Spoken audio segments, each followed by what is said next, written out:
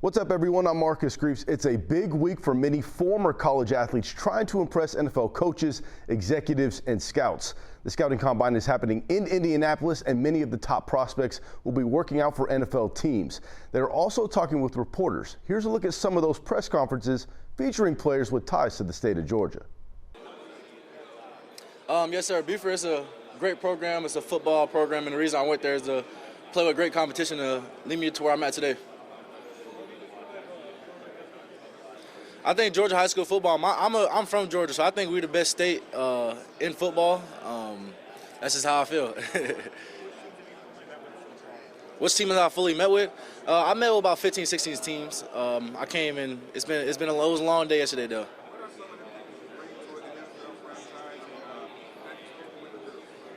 Yes, sir, I have, and I bring a dominant player, versatile player, and I'm a threat at all times on the field, so it's definitely going to be a fun show to watch whenever I'm out there. It was a great conversation with the Bills. Yes, sir. Texas was the first team and the only team I contacted with in the transfer portal, but it was a great process. It was stress-free, easy. As soon as I went out there, I actually committed on the first day I was out there. I was very, very impressed with the facilities and the coach in the city, actually. I'm going to break the record tomorrow, for sure. I anticipate running 4.20, or possibly I'm feeling great, I might run 4.1. It's kind of a tale of two halves for you this year. When did that injury for you know you game? Did that ever fully heal at all, or are you still kind of Yes, sir. I mean, no, but in football, you have to play injured. It's a part of the game. It's a physical sport, and the best one's going to play hurt.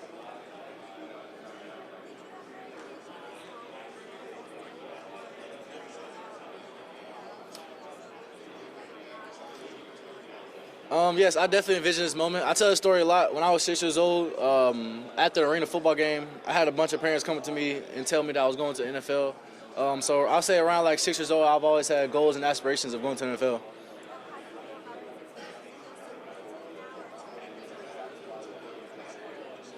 It's definitely a surreal moment. I'll never take away from that. But at the end of the day, I work so hard that I definitely see myself here in the future.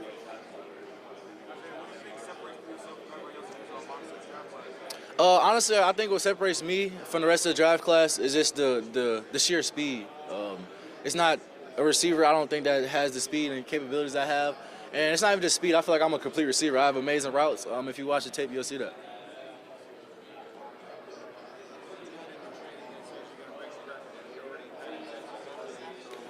Yes, sir. I mean, I've been running my whole life. I've been one of the fastest my whole life. So I'm just going to go out there, and when practice meets preparation, greatness is achieved. So I'm just going to go out there and trust my training and put on the show. My best time so far, I've clocked a 4.23 after some low weeks, if you know what that means.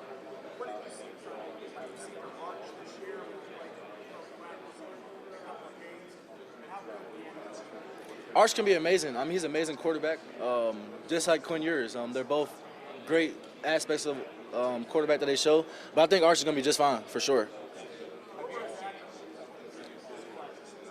Arch, I mean, aside from the throwing, he's an amazing thrower. What shocked me the most is that he can run. I wasn't expecting that at all, but Arch has some wheels on him. I don't know. I just never seen a quarterback run like that before. Especially he's a big guy too. So to be moving at the speed he is quite amazing. Yes, I have met with the Jaguars, and I'll be definitely blessed to get drafted to the Jaguars. I'll be blessed to get picked up by any team that sees my talent and sees my attributes as they are. I did. Yes, sir. It was great. Like I said, I had a bunch of great meetings. Cowboys was amazing, and I could see myself there as well. Who are some young guys at Texas that we should keep an eye on for next year? Some young guys at Texas, I think you should keep an eye out for. Wingo, I've been telling Wingo ever since he got to Texas, he's going to be very nice. Everyone already knows Arch Manning. But I think Wingo, Arch Manning, and DeAndre Moore, they're going to have breakout season next year.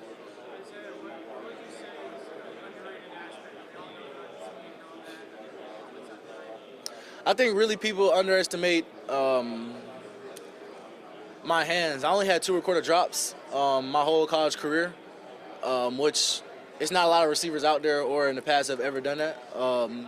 And also from a route running, if you really want to watch the tape, people just say I'm just all speed, but I have really crisp and clean routes. Say it one more time. My favorite part, honestly, was the interviews. I mean, I put in a lot of work getting prepped for the interview, so I feel like, honestly, all that work I put in leading up to the draft really helped.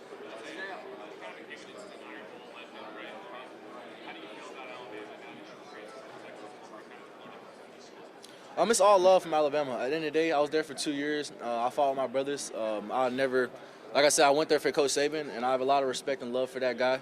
And like I said, going to Texas, it was just the next step, and I had a great experience there. I'm having a great time there. Did the move to Texas kind of live up to your expectations? Yes, sir, I did. I mean, honestly, just going there, playing for Coach Sark, that was my goal. I knew he's probably one of the best offensive coordinators ever to play in college, so that was my goal to go play with him. Top 5 receivers in the NFL today in order? Oh, no order? Okay, that'll be easy. I got Jay Jettis up there, Jamar Chase up there. Who else is up there that's good? I like CeeDee Lamb. CeeDee Lamb's nice. And I don't know if I'm biased, but I got J-Mo, and then Jared Judy. Thanks, Isaiah. You're good. Yes, sir. Yeah, definitely surreal. You know, I feel like a lot of athletes here, whether or not they're competing and going out doing drills, it's a dream to be here and an honor for sure.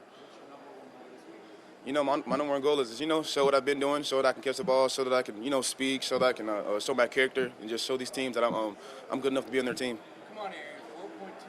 4.21. You say your goal is weeks to do all that, but you know that number. I mean, when you working out, are you timing yourself and seeing where you're going to be? I mean, yeah, my coaches are timing me, but they're trying to, hide the times, make sure I don't get too big head or, I don't know my time, and I'm competing, that I'm competing against myself, and don't worry about anything else, and everything else take care of itself. You going to break that record? Yeah, I don't know, man. I don't know. Yeah. Yeah. I feel like that just shows that I'm not always a speed guy, that I'm a guy that can, play wide receiver, and, I can slow down, I can speed up, and I can catch the ball. Say it one more time. Playing with Lad, that was my boy. We lived right across from each other in the dorms growing up our freshman year. So being able to play with him again, I'll be happy, to go anywhere. But to play with him, I feel like I'll have a lot of fun, and he'll teach me a lot of like the ways of the NFL and how, what to expect and stuff like that. Do you have a favorite Lad story at all? Say it again. Do you have a favorite Lad story? A favorite Lad story? Nah. I'm sure I got a laugh. I can, have some time to think, but I ain't got much time.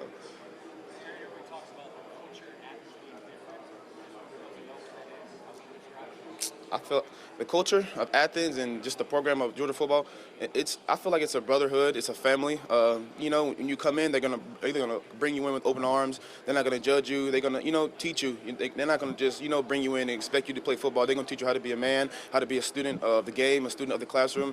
And I feel like going there and being there for 5 years has definitely changed my life and developed me into the person I am today. Say it one more time. On both sides of the ball, I'd probably say on the opposite side, playing with Jack Besh.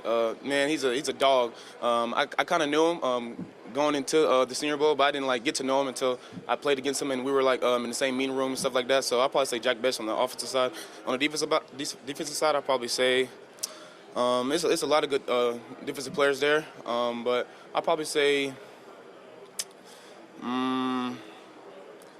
That's a hard question because I want to get a lot of good DBs. I'm gonna pass on that though. Yeah.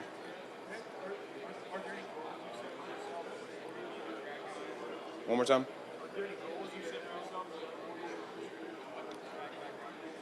I feel like it's hard to set goals here. I don't want to say something and y'all expect that, and I'm gonna go out there run it, and I'm not reaching expectation. But I definitely set my goal pretty high for the 40 and everything I do here. So I'm excited to compete tomorrow and looking forward to that. Just so you know, we do expect you, right? That is Okay. the expectation. Yes, sir. Is it fresh? I gotta ask, is there pressure when you're a sprinter? I mean, is there pressure when you've got those expectations? I mean, you're supposed to be the fastest guy here. Is that hard to sleep at night, or is that something that? I feel like I slept good last night, but pressure it brings out the best of you. So like I welcome pressure. I'm not here to duck pressure or in any way. So I'm here to compete at the highest level and show that I compete at the highest level. So I'm excited to run for sure. So.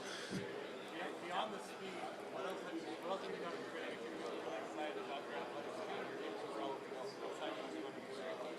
Yeah, obviously I didn't just run on training speed. I train whether it's routes, whether it's me doing the drills like the 3-cone drill, slowing down, change direction, whether it's broad jump, vertical jump. I'm excited to do everything at the combine.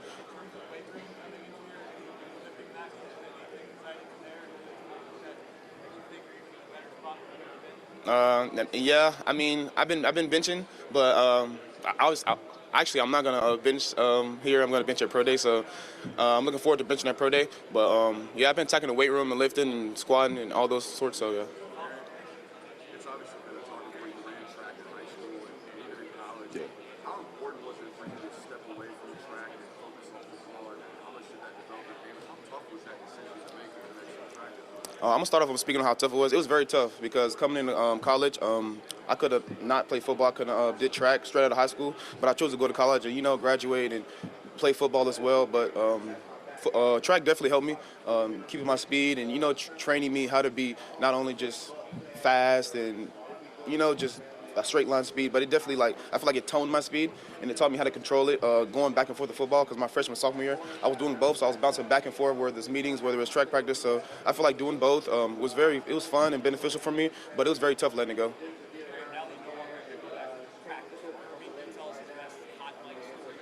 Oh, hot mic story. I'll probably say my ball security. I'm a fast guy, so I'm always worried about trying to run fast with the ball. So if I fumble at practice, he's definitely gonna make me pay. Whether it's me running the gasser, whether it's me doing up downs at the practice. So I'll probably say that because you ask anybody who plays on offense, if you're carrying the ball security is at a premium. So if you drop that thing or fumble, he's gonna get on you for sure. Arian, since I've when we call you a track guy, it's almost an insult. You had this drive for toughness, special teams, blocking.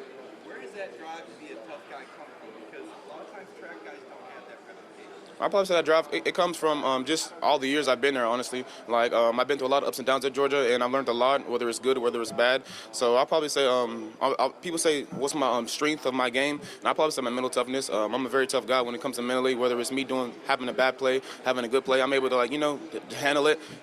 Whether it's good adversity, whether it's bad adversity, I feel like I'm able to handle it in a good way. And then coming back from the injuries, I mean, how many days a week are we talking about whether you're in the training room, doing your rehab, I can't remember all, but it seemed like it was 1 a year the first 2 or 3 years, right? I probably can say I can't count on one hand how many days I was not in the training room. I was in the training room almost every day, whether it's me just taking care of my body, whether I felt good. I felt like when I felt good, that's probably the biggest day I need to go in there because once you take a day off, it's gonna catch up to you. Say it again. Oh, Tate Riley, that's my boy. He's like a brother from another mother, man. I feel like he's one of those people that's gonna always make sure you're okay. Whether you come in the meeting, he can change, he can feel something's off. He gonna ask how you doing today, man. But I feel like Tate is one of those people where you can always depend on him to be there, and just one of my big supporters. I can call Tate Riley for anything. I'm sure he can feel the same way about me. Obviously, you came back from injury, but what way did you improve the most as a receiver this year, 2024, from say 2 years before? I'd probably say being able to sustain. Over the past years I've been there, like my freshman to my junior year, I wasn't able to sustain. I had a lot of injuries where I got healthy, and then one just came back right, bit me in the behind. So I feel like I'm able to sustain, play more snaps. I feel like I'm more developed as a receiver, not just a one play guy, going deep. I feel like I can play all positions, whether it's a slot, whether it's outside. I can go block DNs if I have to. I can block linebackers. I can block safeties. I feel like I can do a lot of things on the field. Is 10.18 your personal best? No, that's not my personal best. 10:05 went at it, but 10:10 is my legal time in college. That's my fastest time. When you hear guys talk about Georgia, they talk about going against good on good. There got a lot of guys here who you probably went against the defense, Malcolm starts, Michael, a lot of those guys. Talk about going against good on good and how that's prepared you for the league. I know you probably heard this theory, but iron sharpens iron. I feel like every day of practice, I'm never going out there I'm finna chill today. Coach not finna let that happen, and I know my teammates not gonna let that happen. So I feel like every day it's just a competitive, honestly, game. We say practice is harder than the game. We really mean that because coach makes practice really intense and makes a game to come just come natural and instant. What you mean, ever? No order or in info right now? I'll probably say Justin Jefferson, Jamar Chase, Stephon Diggs, and that's a good question. I got a lot. I love all receivers. You know, I respect everybody for their game. I'll probably say I like George. I play with him, so I'll probably say George too. Just how he's able to make plays, not just like numbers and stats wise. And my last one, I'll probably say.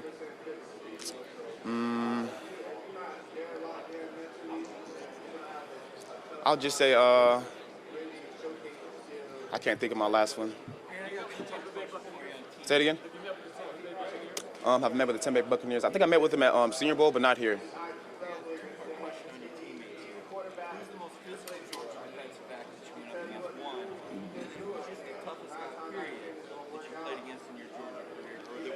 The most toughest defensive back at DB.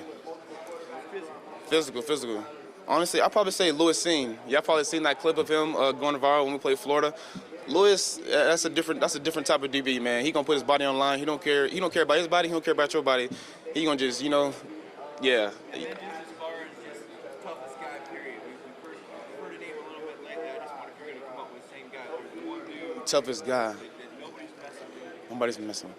Honestly, I'd probably say Chaz. Chaz Chamberlain, man, he's one of those dudes that you just don't mess with, man. Like, he quiet. He's definitely like a humble guy, and like just a self-like person. Like, he ain't gonna really do too much. But I'd probably say Chaz, man.